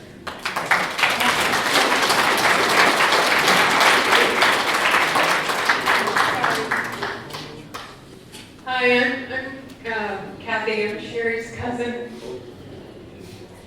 And I didn't know she was a Bach. I lost contact with all my cousins about 28 years ago. And I was Googling her mom's name. I live in Shingle Springs, and I knew my Aunt Pat lived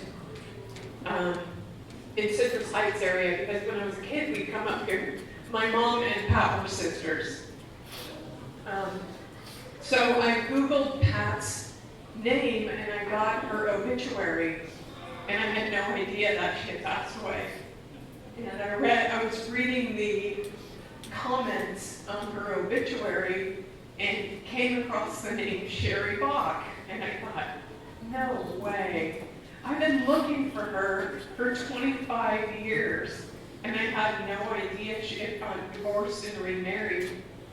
So I stalked her on Facebook, of all places, and I found Sherry Bach, and as soon as I looked at her picture, I thought, oh my God, that's my cousin I haven't seen in over 25 years. So I reached out to her on Messenger, and I said, I don't know if all you know, her nickname when she was a little kid was Honey. I said, is this Honey? And she responded back to me, she goes, yes it is. And I thought, oh my God, cuz, where have you been? So from that point on, that was before her diagnosis, we had been corresponding and emailing and texting each other all the time. And I was finally able to go visit her and Edward at their home. And it was so great to see her. She hugged me so long and wouldn't let me go.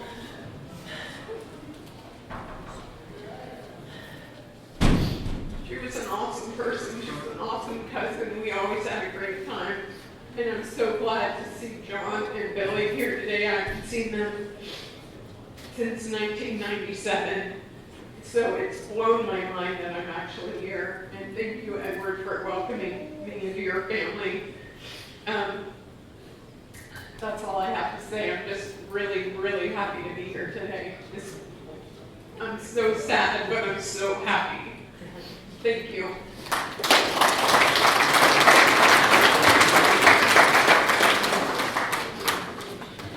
Hi. My name's Jeb Howell. A lot of you don't know me, and you guys are the lucky ones because you've had many years of Sherry in your life, and I've only had about 7 years of Sherry in my life. I live in Atlanta, do some work for Sherry. About 2 years ago, in February of 2020, we lost our son, very tragically. And Sherry reached out to me and my wife Marcia and sent us a poem that I think really captures the sort of person that Sherry is, and I'd like to pay it forward by reading this poem to you guys. It's called I'm Free. Don't grieve for me, for now I'm free. I'm looking for the path God laid for me. I took his hand when I heard him call. I turned my back and left it all. I could not stay another day to laugh, to love, to work or play. Tasks left undone must stay that way. I found that place at the end of the day. If my parting is left a void, then fill it with remembered joy, a friendship shared, a laugh, a kiss. Ah, yes, these things I too will miss. Be not burdened with times of sorrow. I wish you the sunshine of tomorrow. My life's been full, I savored much. Good friends, good times, a loved one's touch. Perhaps my time seemed all too brief. Don't lengthen it now with undue grief. Lift up your heart and share with me. God wanted me now, he set me free.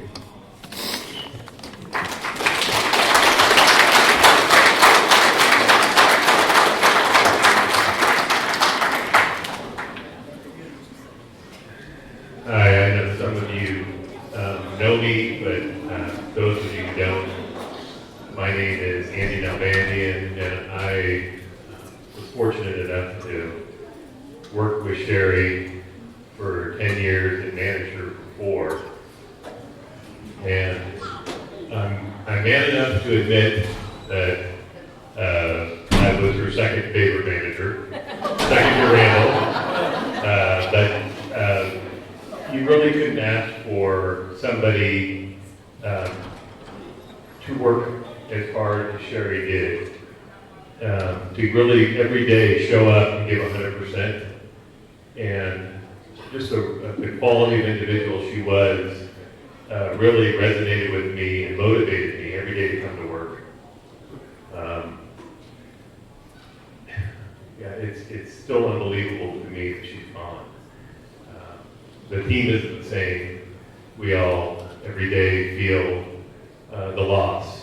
And I can say that we're, still reeling from it, but yet we're trying to heal at the same time. Edward has joined my team now. In a way, I feel like he's always been on my team. We've had a lot of conversations. But again, in so many ways, I don't know if I managed Sherry or Sherry managed me, to be honest. There were times as a manager, I was a new manager too, and I'd say, hey, Sherry, where do I find this job? Or where is this thing? And she'd go to her desk and she'd come back and say, Andy, it's right here. Let me pull it out and I'll bring it over to you. And I don't know how many times she'd rescue me with things that I needed that I couldn't find at my fingertips. In fact, when I first came to our department, one of the first people my boss, Randall, told me to sit with was Sherry.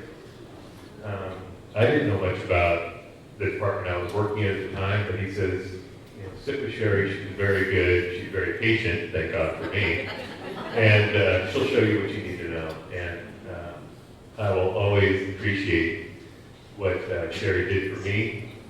And it's interesting that at some point in my life that I was able to not only work with her and appreciate her, but like I said, I was very fortunate to manage her. And I think of her every day as well. And again, I appreciate her. So thank you.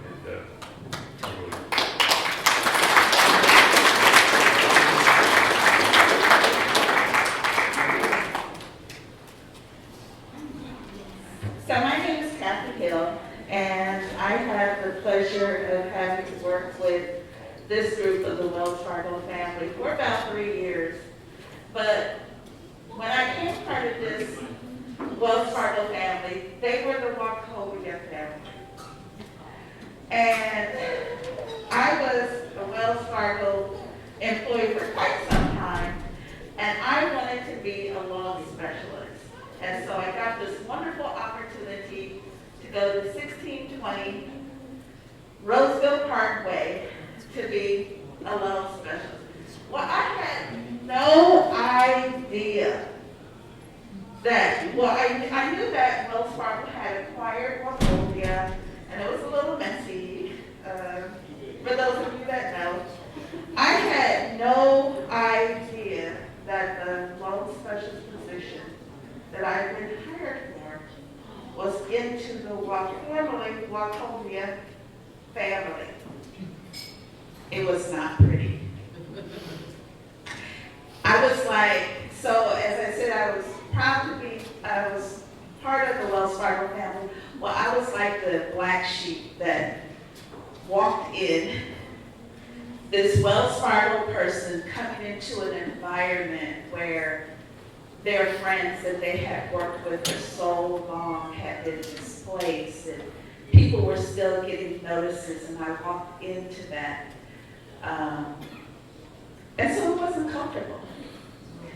I did get adopted, and I did get loved, and I haven't really shared this with them, so my feelings of that period. But we all love each other now. But back then in 2010, it wasn't pretty. But there was a couple that worked there named Edward and Sherry Bach. I had started for 5 days, and then I went on vacation, and I came back and just looked at all this, and I'm like, what in the world did I walk into? But again, there was a couple there that God had already planted there, Edward and Sherry Bach. And they made it, they took me in. They took me in, and they loved me. And then eventually everybody else started loving me. But I just wanted to say, Sherry was a great friend. After I left, I stayed there for 3 years, and then I left, and we kind of connected every once in a while, not as often as I would have liked.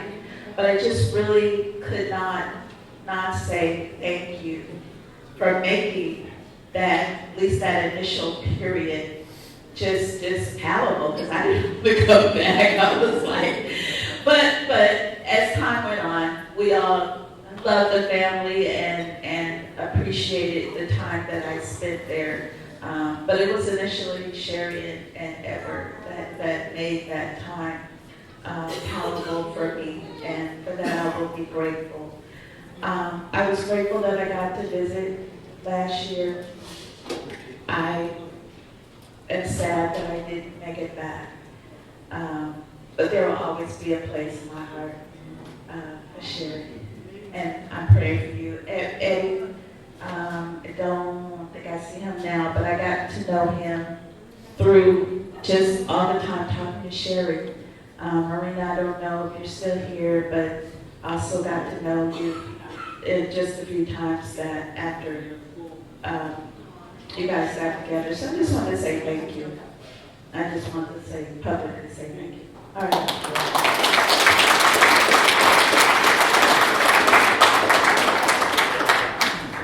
How's it going? So I met Sherry like 7-8 years ago. I got married into the family, so I know Sherry as Aunt Sherry. I remember the first time I met her, it was like a family function in San Mateo, and I was so nervous to talk to her, right? Her aura was like fucking powerful, right? She had a powerful fucking aura. And after I talked to her, I was like, damn, Sherry's with the shit, you know? Sherry's fucking cool, right? So every time I talk to Sherry after that, you know, I talk to her about my trials and tribulations in life and, you know, my experiences, and she always, you know, talked back to me and told me her life experiences and told me, you know, what she needed to get through and this and that, and, you know, she was a fighter, and I just wanted to come up here and, you know, I miss Sherry, and rest easy. Thank you.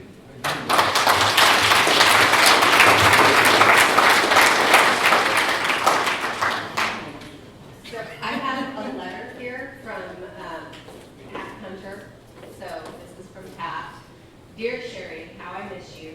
My heart still aches for losing you. I miss your laughter. I miss sharing stories with you. I miss how you made me feel better after sharing heartache.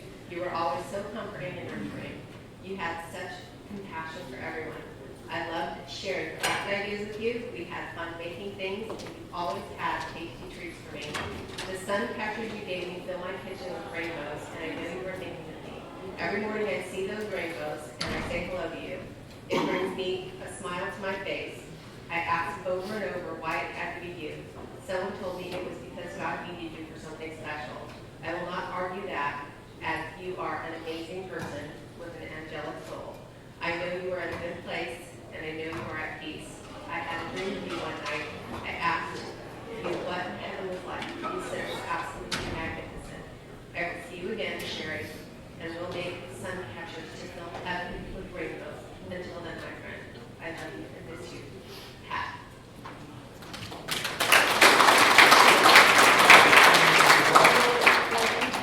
So I wanted to say just a couple of things too.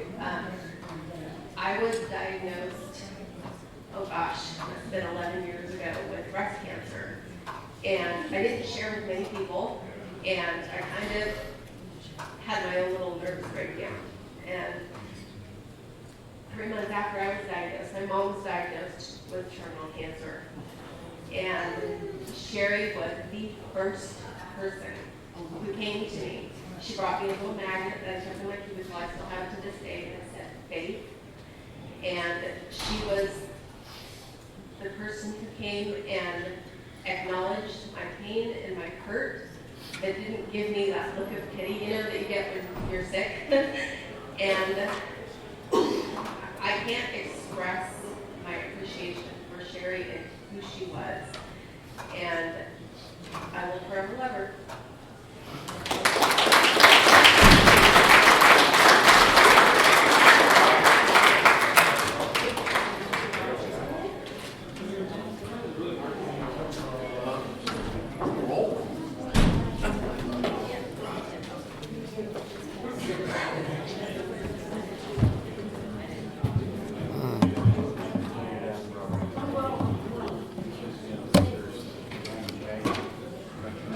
Good evening, everybody. Good evening, everybody. My name is Morris Thomas, and I was a neighbor of Ed and Sherry. Actually, it was me and my late fiance moved into our home back in 2010. And we inherited just a great family, and Ed and Sherry. We became very close over that time period, and it just devastates me that this actually occurred.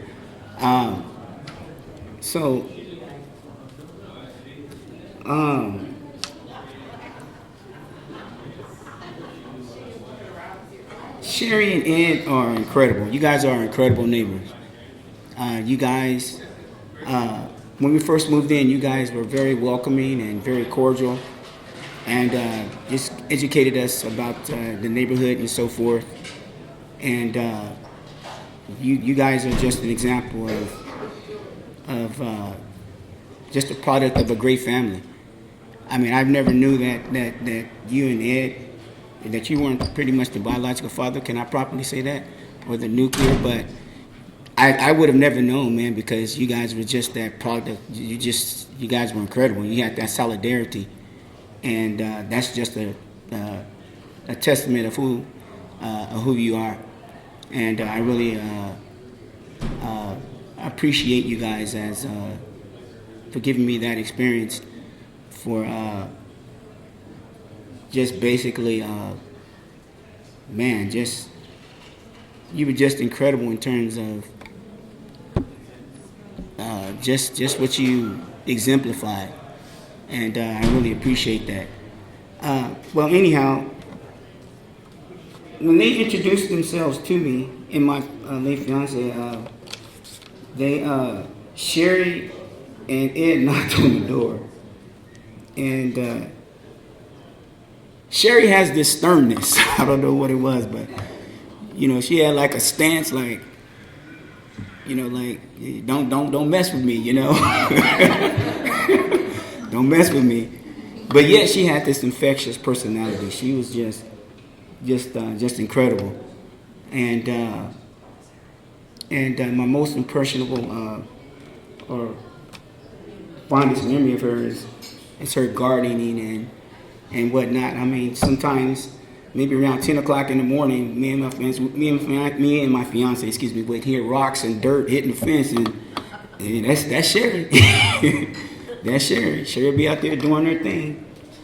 And but man, can she garden? She can put a yard together, you guys.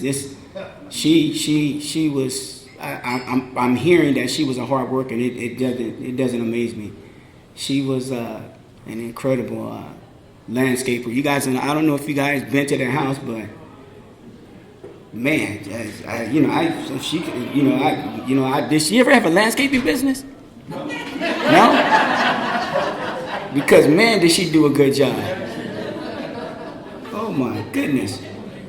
And where's Ed at? Is Eddie? Well, anyhow, oh, Ed, okay. Your ears must have been ringing.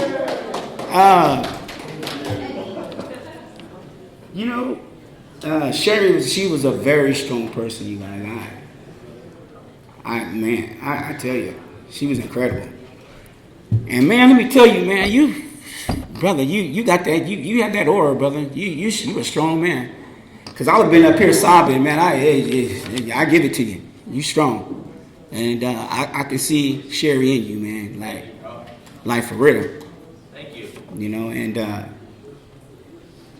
about your what? Are you engaged? No. Engaged. Yeah. Oh, okay. Congratulations. Thank you. It's been a long time. And she's beautiful too. She's beautiful. But let me tell you, man, your mom, she was not happy first time.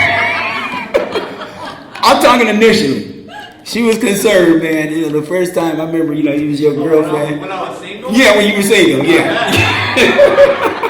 Don't get me wrong. And and he has a new girlfriend. I was like, oh, okay. And she's like, yeah, okay. But down the line, she said, I have a daughter, Morris. She was truly happy for you. So I'm sure she would have been really, really proud. So, don't worry about her being there, not being there physically, man. She's there in the spirit. Never forget that. Right. So, but anyhow, in the distance, when did you move, Ed? You moved in what? 2016. 2016. Okay, so over the course of time, we stayed in touch. We kind of hit and miss. You know, we were supposed to get together, hang out. They welcomed and asked us over to the new home. Things, kind of get busy. I received a call from Sherry, when she was diagnosed with this deal here. And so, but at the time, I had just lost my fiance at the time. And my mother was battling cancer as well, so at the time. Man. So, it's rough to hear that. But let me tell you.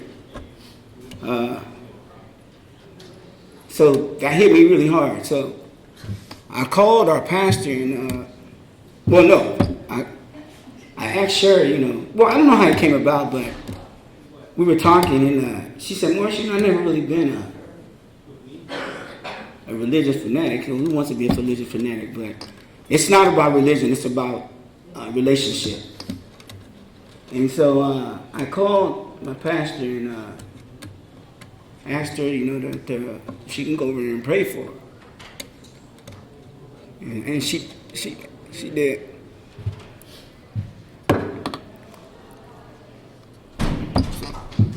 Yeah.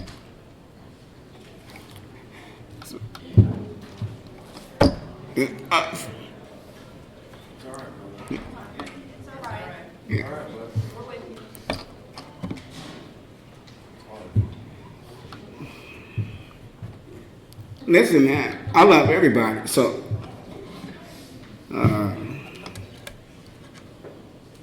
it's not that I made that call because Sherry was such a beautiful person. I truly want to see her again. So,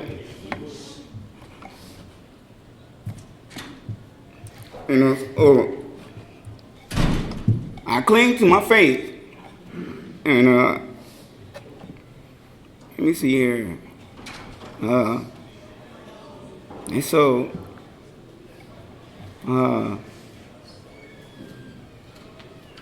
I wanted to make sure that her soul was taken care of. All right, you guys? We can run, but we can't hide. We all gonna be there one day.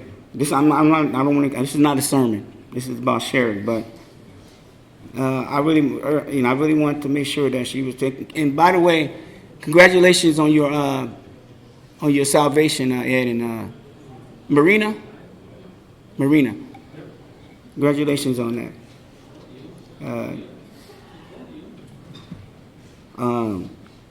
But anyhow, so I called the pastor and I asked about whether Sherry received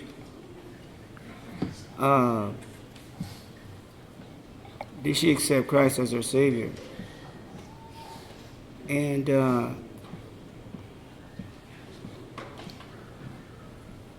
rightfully so, she said yes.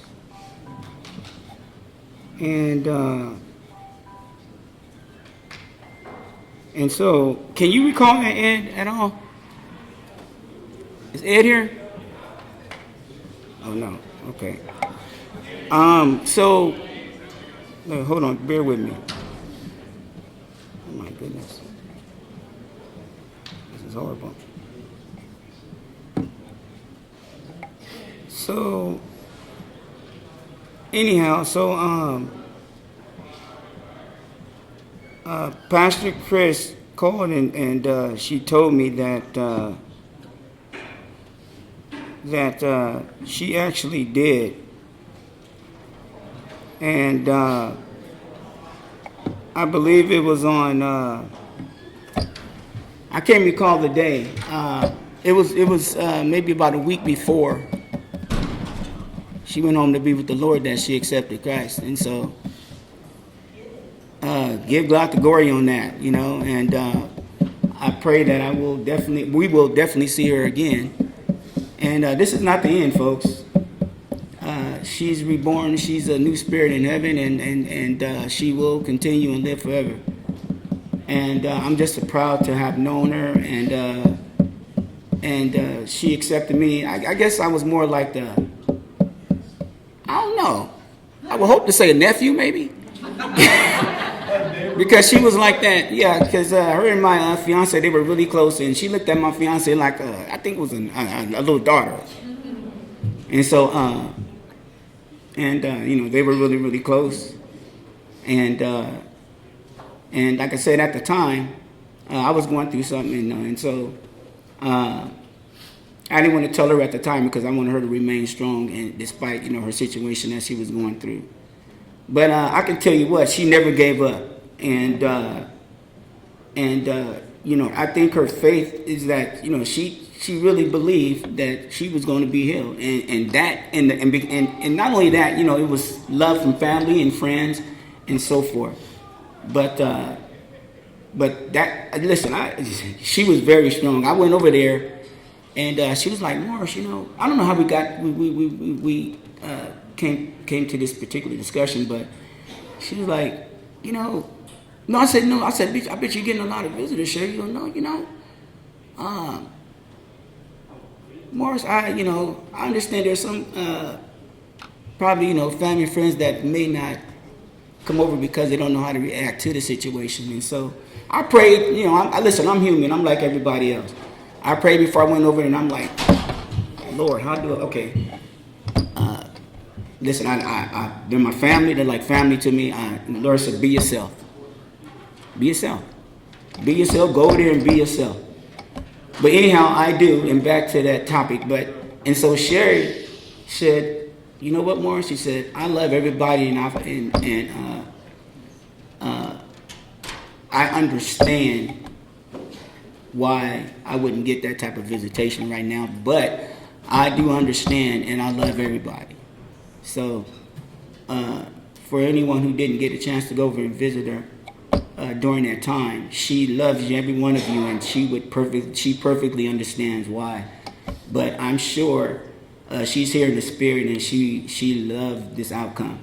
But most importantly, listen, stay strong, everybody. I'll be praying for everybody in their healing as well as mine. But most importantly, Ed, I love you guys, man, and I'll be praying for you. And you continually be in my prayers, man. And we got two angels looking down on us, man. You never forget that. Thanks, everybody.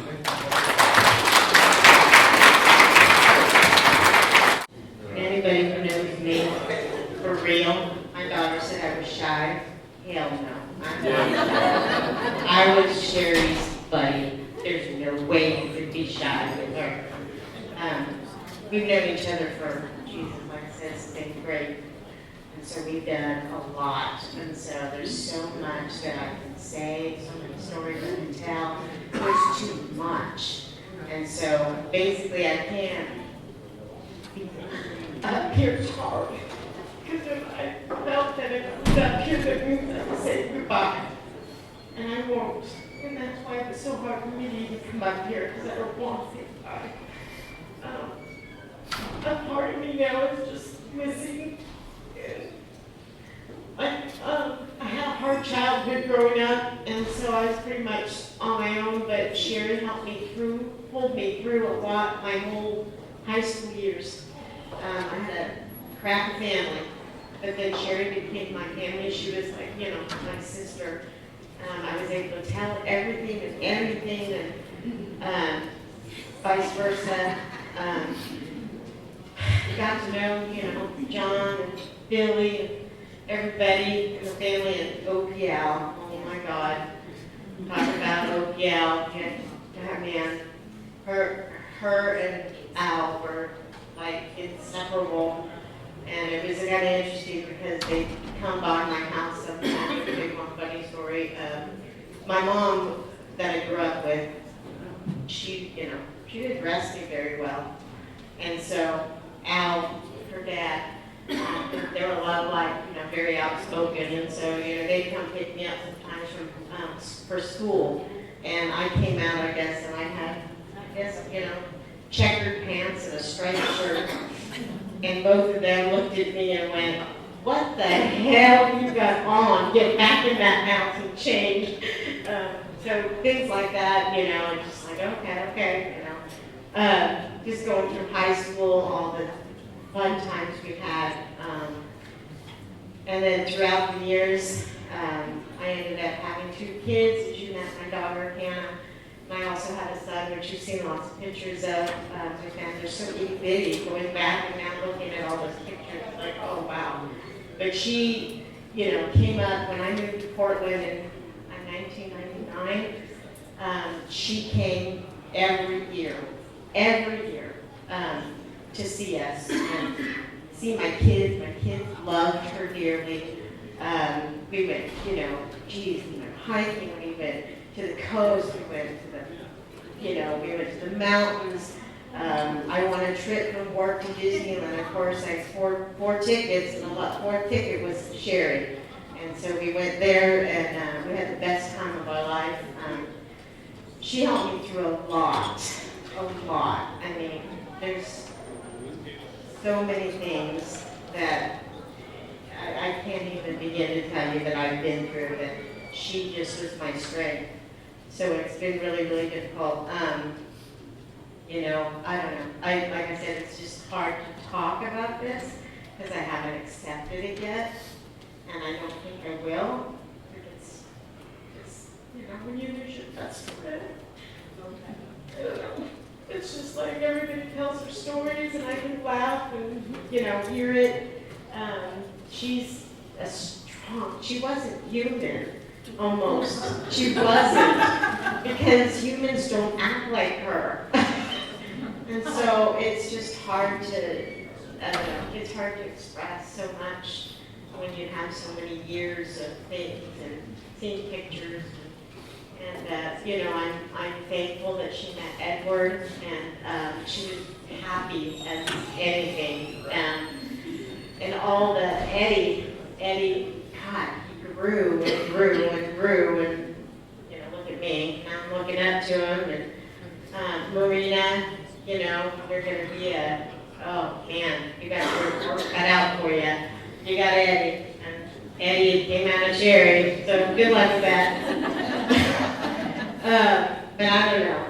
Sometimes your mind just goes mush, and but I'm at that point where I'm literally just, I'm mush, and I don't know what, you know, I don't know how to feel or say or do or whatever. It's just, I didn't want to let go when I saw her. I don't know. It's just so hard. Sometimes I just don't want to breathe anymore.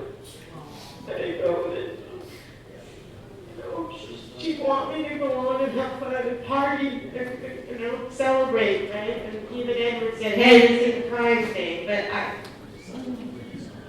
it is what it is. You know, I'll be happy, I'll party, but inside I'm not, I haven't accepted it yet. And I don't think I ever will, because, you know, when I'm going through a hard time, it's hard for me. I can't call her anymore. I can talk to her all I want, but, you know, Sherry, one thing she did was always tell me the truth. You know, whether I like to hear it or not, Sherry was honest with you. She told you how it was. And so, Like her father. yeah. But, yeah, so anyways, I know you guys probably hear a lot more stories. I can talk to you individually, things will come up, but again, there's so many years, so many things, so many conversations. I mean, I would talk to her when we lived up there, she was down there, and she went to work, and I went to work. We would talk every single day on Marco Polo, or then, you know, or just every day she was on her way to work. Oh, it wasn't just talk for a few minutes, it was like 2 hours. Okay, yeah, okay, so, you She know. told me. I know. So, I mean, and people always, you know, ask, well, how big, or what do you have to talk about every single day? But we did. Every day we had something. So, I don't know. I'm finally up here, like I said, I'm not shy, but it's hard for me. I haven't accepted it yet. And I'm not saying goodbye because it's not goodbye, you know. So, anyways. I loved her dearly. She was my best friend. And life goes on, so I just have to live it the way she wants me to. Keep going, because that's what she did. Her strength was mine. Mine was hers. So, anyways.